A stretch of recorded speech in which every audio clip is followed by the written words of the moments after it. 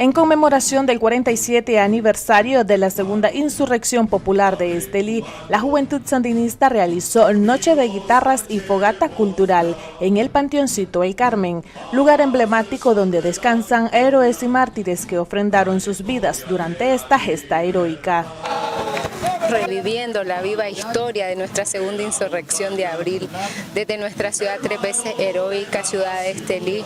Hoy la Juventud Sandinista se reúne para recordar la memoria, pero sobre todo para conocer ese legado de tantos héroes y mártires que cayeron en esta segunda insurrección. Fueron invitados combatientes, quienes a través de sus testimonios transmitieron a las nuevas generaciones el valor, la firmeza y el compromiso que marcaron la segunda insurrección.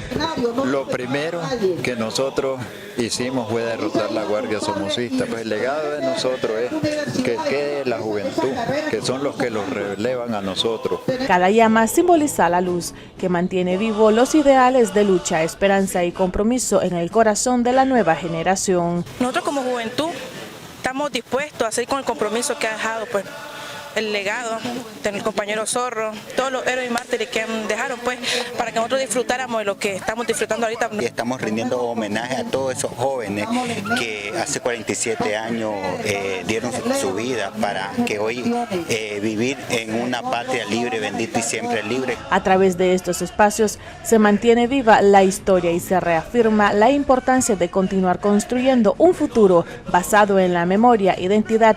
Desde el departamento de Estelí, con la colaboración de Luisa Ruiz, Tatiana Ruiz, Noticiero 6.